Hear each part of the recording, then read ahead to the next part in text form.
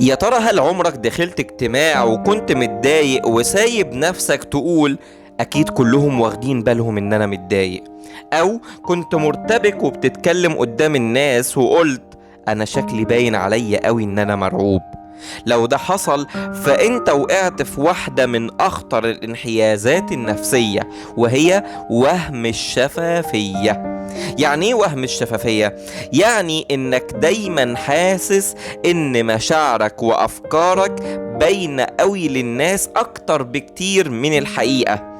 دماغك بيقنعك انك كتاب مفتوح، مع ان اللي قدامك ممكن يكون مش واخد باله اصلا من اي حاجة موجودة جواك زي ما انت متصور. في دراسة قوية اتعملت من إحدى الجامعات، خلوا ناس تتكلم قدام جمهور كتير، وسألوا المجموعة اللي اتكلمت قدام الجمهور يا ترى تفتكروا الناس حسوا إنكم متوترين ولا لأ؟ أغلبهم قال أكيد جدا. لكن المفاجأة إن الجمهور ما كانش واخد باله أصلا من معظم المشاعر اللي كانت موجودة قدام اللي بيتكلموا.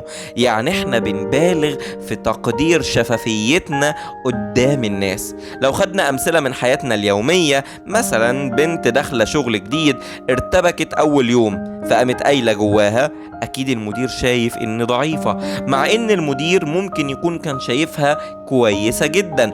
أو شاب بيقدم عرض عمل قدام فريق نسي نقطة معينة فقام قايل جواه أنا شكلي باين عليه إن أنا نسيت، لكن الحاضرين أصلا ما لاحظوش الموضوع ده. واحد بيقدم على وظيفة معينة وبدأ يحس بتردد وهو بيتكلم، تردد بسيط، فتهيأ له إن اللجنة شايفاه مش كفء، مع إنهم ممكن يكونوا شايفينه واثق جدا. القصد هنا ايه؟ ان مش دايما انت جواك مشاعر سلبية والناس شايفاك بمشاعر ايجابية، ممكن يبقى العكس. بس اللي عايزك تتأكد منه ان الناس مش شايفة اللي جواك بنفس الدرجة اللي انت متصورها.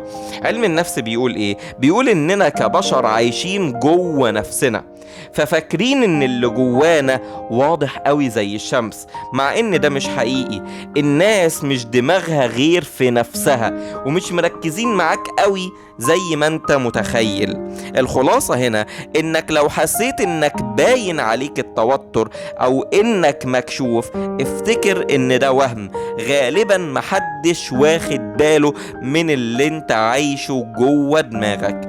ونصيحة عملية المرة اللي جاية لما تحس ان انت مكشوف، خد نفس عميق وافتكر ان الناس مش شايفة اللي جواك الا لو انت قررت تظهره بنفسك.